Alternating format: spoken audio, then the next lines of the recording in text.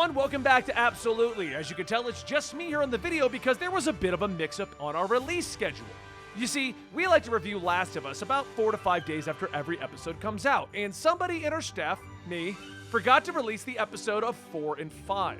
Now, I was just going to leave it as a YouTube memberships release, but one of our team members, who I won't name his name, but it starts with Huss and ends with Sun, and he was very adamant that he loved the conversation we had about episodes 4 and 5, which is the Sam and Henry episode. So we decided to give it an awesome clickbait title and release the episode as is, but it is slightly out of order as we made a mistake with the releases, me. So anyway, Hussey could stop whining. Here's the episode 4 and 5 review. I hope you guys enjoy. Just keep in mind, it's from 2 weeks ago.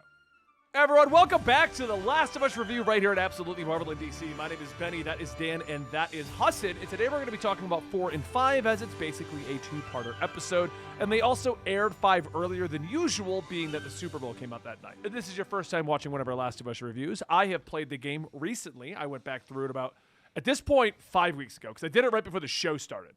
So it would have been about 5 weeks ago. Dan has never played the games, and he is now joining us. And Hussin has never played the games, and we're letting him guess where the story is going. I'm on the money with this. I believe in myself. I wouldn't place bets. But anyway.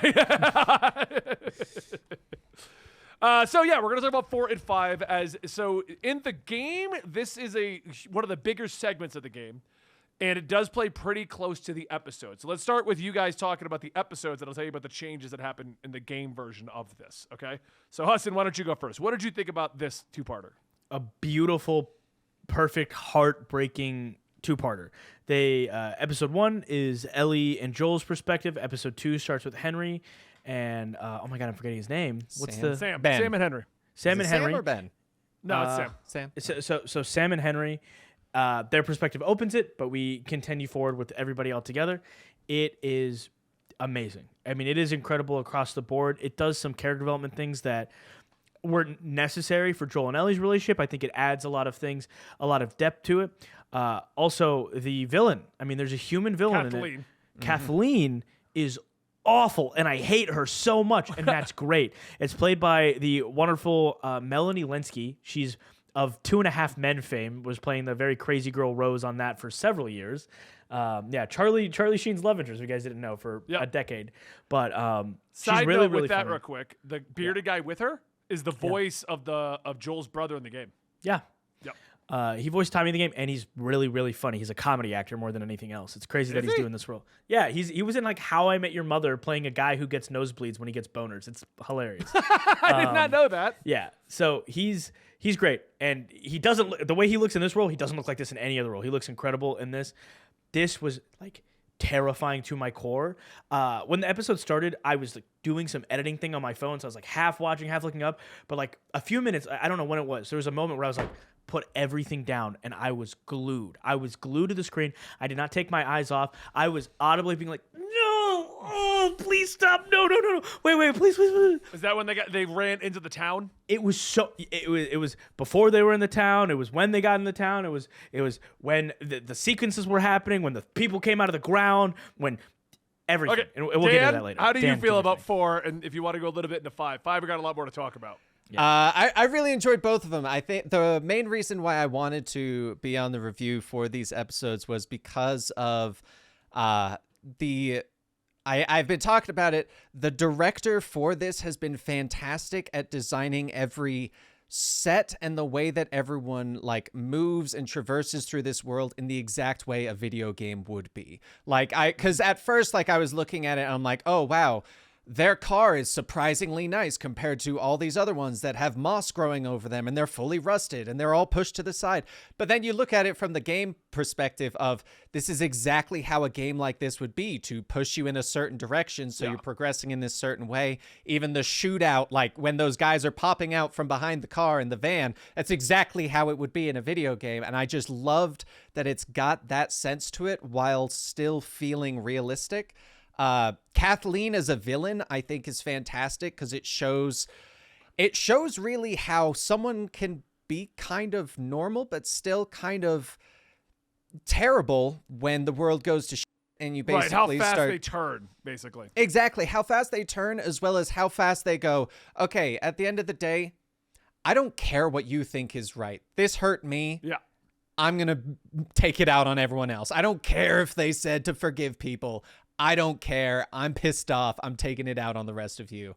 I mean, you really see that in episode 4 when they find the not zombies, the clickers and stuff beneath the town, and she's like, "I don't care. We got to get Sam and Henry."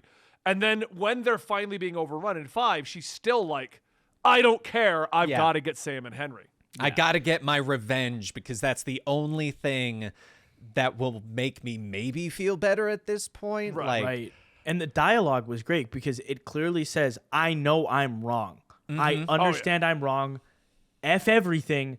They're going to die. I'm going to kill this little boy, this adorable deaf little boy, mind you. I'm going to kill him because it'll make me feel good. And everything that happened line. after that is, it's When heartbreaking. when they were behind the car, that line, I was like, wow, you are straight up villain right now. I was like screaming at my TV, Like- Joel, shoot her, kill her, Yeah. kill her, because they're all stupid. And like it's like, I guess the counterpoint to that is if he kills her, then all those guys are gonna go kill all Right. the- He's just gonna piss off everyone around him. right, but just do it anyways, just to be safe. Like as soon as chaos breaks loose, Joel, just take a shot, just cock it, boom, one shot, be done with it. Very rarely do I see a character and I go, oh, I really hope they kind of die. So I'll give you my take on it. So that entire sequence plays out entirely different in the game. Oh, it does. Yes, Kathleen doesn't exist at all. The guy with the beard doesn't exist at all. So what the game does is when they don't get stuck at a bridge, they end up just going into the town. Immediately there's a guy pretending to be hurt. Joel tries to run him over to get through that sequence. The car crashes, playing the song that was at the beginning of that 4th episode. And then that shootout does happen. Like, and that scene does happen. And it does have with Ellie saving him. Now, Ellie uses a knife at that time. Later, that sequence is super long. And eventually, the gun sequence does happen. And it plays out very similar, where Joel doesn't even thank her. Just tells her to get out of the way. I told you not to have the gun. It's a bigger point of contention in the game because he literally is like, you are not even supposed to have this. What are you doing? What is wrong with you? Like, that's... Yeah, I think he even makes a line about, like, if you had missed, you would have killed me. Like, and she's like, I saved you. And it's a bigger fight for them in the game. Yeah. Sam and Henry, first off, I forget which one's the kid. I think it's Henry. Sam's the kid. Henry's Okay. the brother. Sam is the same age as Ellie, at least the way it's portrayed in the game, and he's not deaf. If you watched the thing past the episode, they explained that was a change to kind of... it was Brilliant. to show the reliance faster, because that sequence in the game, and I might be misremembering the length of it, but it's like 3 to 4 hours. Sam and Henry are people who arrived at the town before Joel and Ellie, and they're stuck. And the crazies are looking for all 4 of them. But Sam and Henry aren't from the town. He's not a what they call him, a Collaborator? Collaborator. He's just a guy also trying to pass through the town. And so what ends up happening is Joel and Ellie end up teaming up with Sam and Henry, and they travel quite some time so that Joel and Ellie can see this relationship. It plays out the same way. But one thing that bothered me about the show was how quick we went from, I don't trust you, Sam and Henry, to, you know what, you can come to Seattle with us. Because in the game, there was a lot of back and forth to get to that moment. And I think that's why it stood out to me as being like, I mean, you met him yesterday. Like, I mean, as far as like a film medium is concerned, though, like cutting out the game entirely, I was fully invested in that. That like Ellie tees it up. Ellie tees it up really well. He's gonna say no, and then he's gonna grumble a little bit, and then we're gonna all go together. They tee it up, but also like you have multiple scenes of them watching the kids bond. Yeah. You have Sam showing her sign language. Like it's very like you get very invested very quickly. That I don't think we needed 4 hours of them hanging out together or whatever. I get why you do it in a video game, but in this movie form or TV format, I was very content with what it did. I don't think there's a single thing that you've told me as far as like difference between movies and TV so far. I would not prefer any version of the movie stuff. I'm like very content, both in like I know we talked about one of your bigger points of contention is Joel and Ellie's relationship dynamic was softer and slower to the pull, and then by the end of it, a lot more loving, and she was shyer and quieter.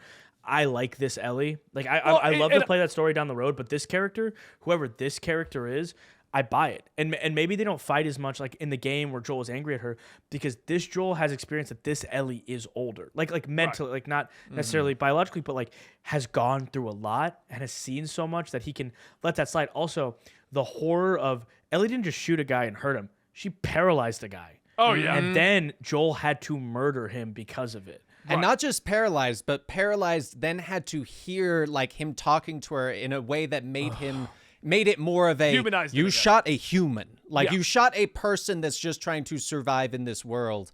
And they really kind of hammered that home. And that was Like, I don't want to say that I dislike the show versus the game because I actually like most of the changes that the show has had. Mm-hmm. It was the invite to Sam and Henry was the first time that I'm like, okay, that was really expedited. Like you didn't even like get a little bit more in it because they just travel so much more together. That's And so interesting because I wonder if you would have this perspective if you just watched the show. Right, and I That's agree with so that. interesting to me because I for me, like I didn't think twice about that.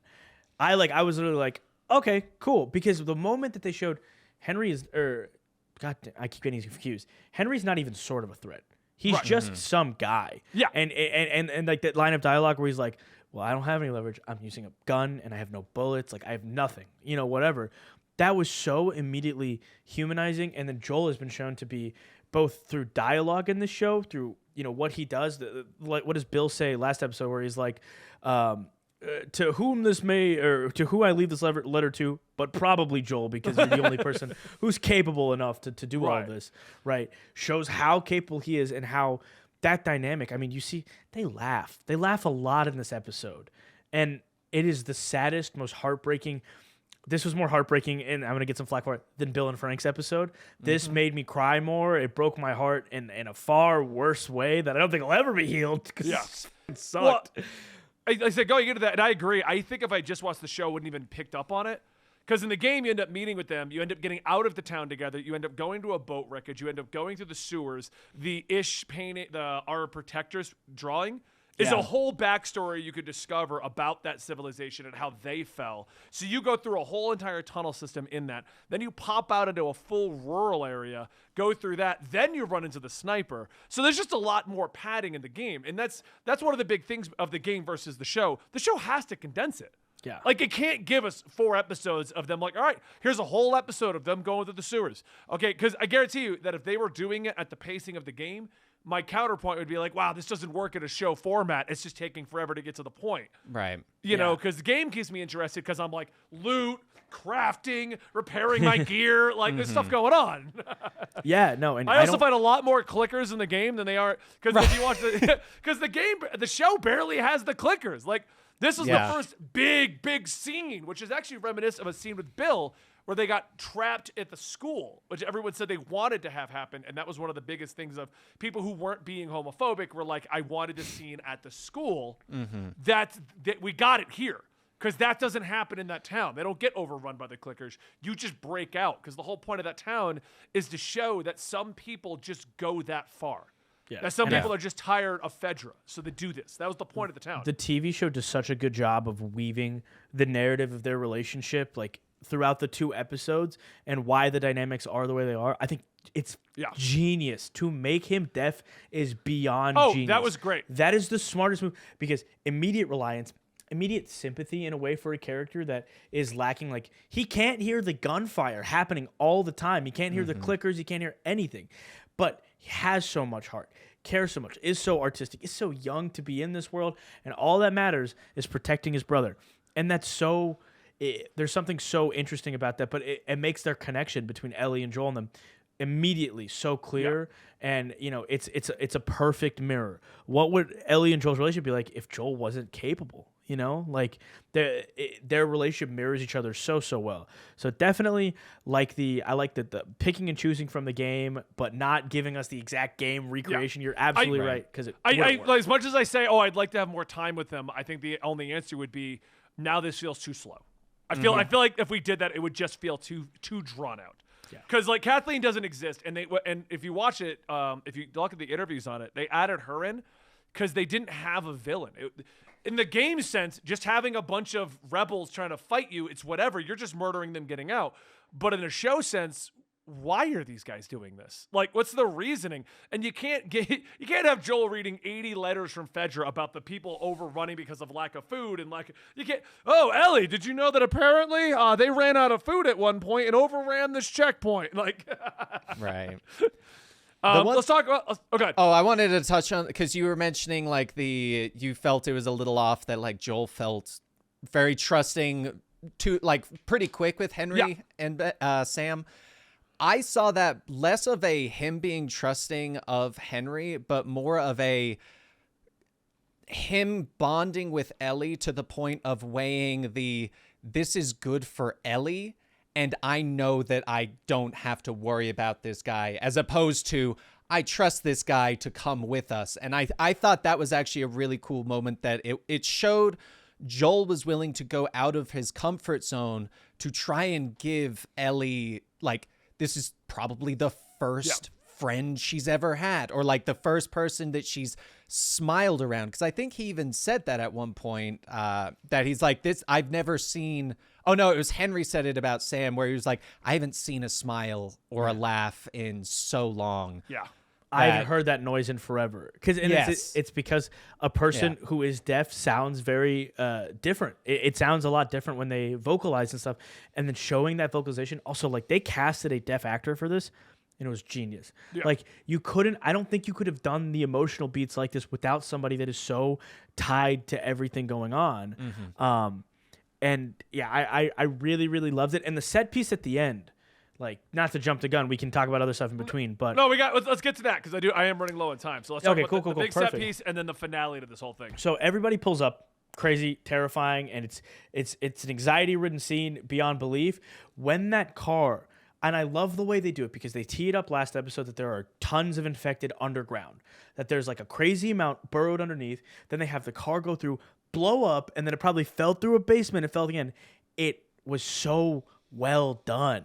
Like, I'm not, at no point am I like, oh, that's really convenient. No, that makes sense. And then like the way that the zombies fly out of the ground and the camera's like on the ground and it shakes because the earth is shaking by the amount of clickers and whatever. Beautiful. Like, side note, the car is actually the villain of that town. That car, no, I'm not even joking. The car it doesn't have a personality. It's just chasing you. So like in that town, the thing is you keep killing guys, and there's people driving it, but they never get out. It's this faceless villain that you can't take out, so you have to hide from the truck because they're trying to gun you down.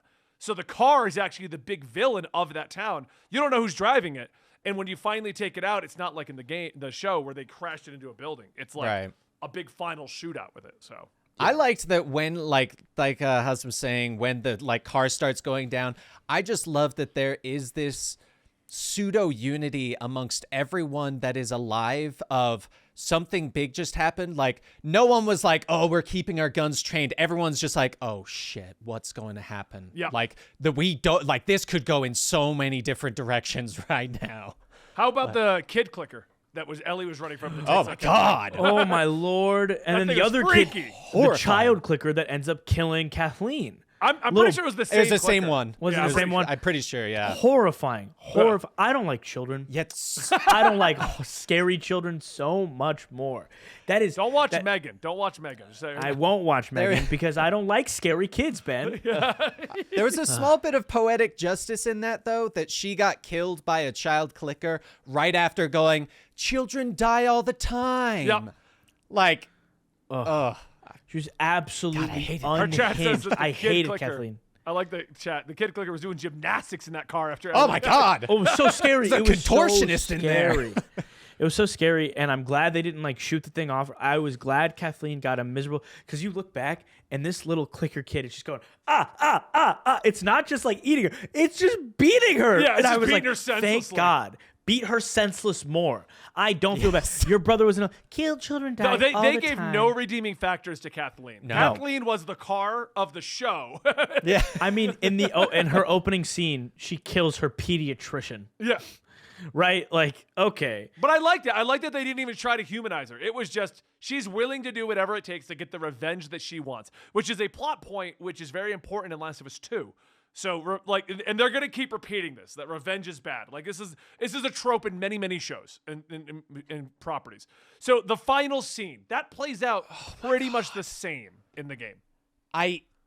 The second after the car, I think anyone watching the show knew, okay, which one of them got bit. Like, there's no way you watched that scene and thought, wow, they were fine. Like, no.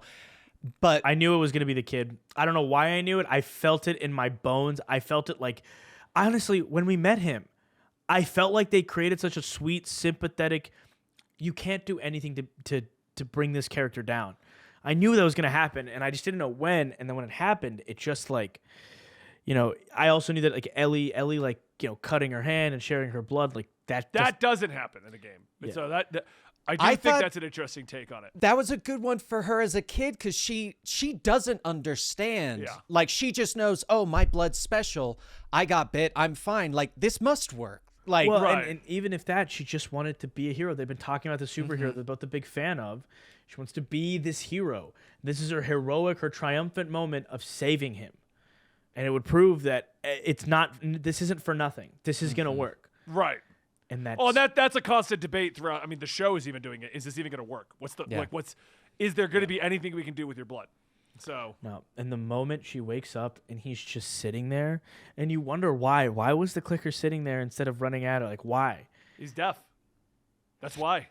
No, I'm serious. That makes Think about sense. it. The clicker, because I was And I reading guess he this- stayed up all night and he was staring at the wall, so he wasn't facing her. Right. So he didn't see it. movement. So he's a deaf clicker. Someone wrote on Reddit, and it gets real dark to think about this. If he got to evolve further, he would then lose his sight because of the thing. So he'd just be in a world of darkness. Just a clicker that was just deaf. No, it broke my heart. When the next part of that scene happens, Oh yeah. Henry taking shots at Joel first because he's like, no, it's my brother. Don't do that. and the way Joel screams, the way Joel's like, no, wait. Yeah. It's like Joel's not trying to fight Henry. He's like, dude, we have to stop this. that moment when you see it on his face of like don't shoot my little brother, but then like that instinctive, but I still need to save this person from like this creature that I've seen kill everyone for my entire life. Right. To that moment of, wait, no, I didn't just do that. Like, God, the emotion in that was just so The heavy. actor- He was amazing. Yeah, the actor hammered that in much better than I remember it being in the game because I remember him doing that and just being like, "What did I do?" and immediately took the shot. And the show, he drags it out, and you get to see that realization on his face. Yeah. Did you guys think he was going to shoot himself though? Yeah. Yes. Yes. Yeah. I knew. There's no way forward. There is Yeah. no way forward. Your whole life's purpose has been to save Henry. You saved him from, Sam. You saved him from leukemia. Did I Which get is the a name plot right? point that's only okay. in the show. It's Sorry. a plot, which I actually liked a lot because it really did hammer in like this was the whole reason he did everything. Yeah. Yeah. Let me double down real quick. Sam is the kid, right? Yes. I keep getting it mixed up because it's just I don't know why Sam and Henry feel very similar in my brain, but his whole life is to protect him. He gives up a guy who he said was a great man they would follow anywhere that caused the hell to break loose in his existence, all to save him, and then he kills him. His inaction, and it's not even like he doesn't just kill him. It's like, well, he was a clicker, whatever. No, his lack of being able to save him, to protect him, caused him to become infected, which led to him killing him. Oh, And just man. the fact that he killed him and not let him die. Like there is such a big crucial difference there of like letting like him dying to the clicker, like a clicker or whatever, versus him actually taking that shot. Like if he didn't kill himself, like I'll be honest, if he didn't through that one, I don't know what kind of stuff they would have done with that character because the trauma of going through something like that, I couldn't even imagine it. Oh my God, no. I mean, it just like it's over. His life is over in that moment. Yeah. And then like the burying scene at the end, just like Joel lingering, Ellie, what like the suicide is fixed on Ellie's face. You Well, look because at Ellie. Ellie's The getting as fact hard that as Joel. she watched it, Yeah. like She that. looked at it and What they're putting across here is, and this is something, and I don't know how well how well it's translated over, or if I just know this from the game. So one of the things that Joel's doing wrong with Ellie is he's not letting her grieve or cope, and she's just becoming a mini Joel because he's kind of pushing her through everything. Like when she killed the guy, Joel's not giving her a moment to breathe. He's like, "We pack up, we gotta go. Like it doesn't matter what you just did, we gotta go." He's treating her like Tess and not like a child. Exactly. And so that's one of the things that comes across in the game because it's spread out so much more And she also argues about it a couple times. But in the show, I think you're just supposed to kind of see that. And so that's one of the things I think was going on with the burial and him wanting to spend a moment, grieving. Because he's like, okay, we got to grieve over these two that we know, and we got to go. We got to leave. And she's becoming him, how he was at the beginning. And I because think he's not giving her that moment. And he's recognizing it. Because he's not giving her that moment to grieve. And he's been teaching her now for however many months they've been going at it, we got to move. We got to move. Doesn't matter what happened. For 20 years, I think they say this at the end or something like that, but for 20 years, he's lived a life without somebody that if he lost would shatter his existence, and this was a reminder of what that's like. And Ellie might be becoming that person that if he loses her, why would he continue? Why would anything ever matter ever again? I feel like as well, because Benny, you said in the game, Ellie and Sam are basically the same age. Yeah, they come across. They don't outright say their age, but they're about the same size. They look right. The same. Yeah. I wonder if they made that decision to make him younger to kind of open Joel's eyes more to they are just children. Because Ellie's kind of in that stage where you are a child, but she's also been forced to grow up faster. He's gone through some things, but like seeing Sam no, she is just a child. Like seeing them laugh together and not just her pushing through because this is what she's had to do her entire life. I think that's was very important to opening Joel's eyes to. She is a child, Joel. Right. Like, regardless of what she's been through or how old, how fast she's been forced to grow up, she's still a child. And I think that was like the first eye-opening moment for him of she's missing these moments. She's being forced through all these things. I need to let her have this feel emotions. All right, I'm going to bring our review to a close because I do got to get running. So thank you guys so much. Let us know your opinions down below. As usual, Hassan, what do you think is next? So I'm going to double back on Joel dying. I don't know. Something about it, I feel like we're learning a lot about this character, and this character's learning a lot about himself, and Ellie is learning a lot through him, in that maybe a death wouldn't resonate really well. Maybe after what we've been through in the storyline, because I didn't realize how severely dark it was going to get leading up to the end. Maybe we need some levity and some joy and some hope at the end. So I'm redacting my we'll lose Joel thing, and we're gonna keep trudging on forward. That's the only difference in everything else. I think everything else will be the same. I hope that they'll cure people. I don't know. Dan? I don't have any cemented opinions yet. Do you have a theory as to where it's going since you're now caught up? I do think Joel's gonna die. At the end of this, I truly think that this is going to be a journey of Joel basically healing part of himself by helping Ellie and letting her have the emotions that he stunted through his entire life. And I think he's going to sacrifice himself at the very end, and that's going to lead into Ellie feeling like she will do that for someone else in the future, of protect someone like Joel protected her. All right. Well, that's the end of today's episode. As usual, I'm not going to confirm nor deny anything they've said, even through facial expressions, because that would be funny if I did. So we're going to see what happens on our next episode. Make sure you come back every week to join us for our Last of Us review with me and Hassan, and now Dan, as he's watching the show. And don't forget to like, subscribe, hit that notification bell, and stick around. Absolutely Marvel in DC. We try to put out videos every day, normally when there's news, and we're kind of ramping that back up, so hopefully you'll be a part of it. Thank you, and I'll see you next time.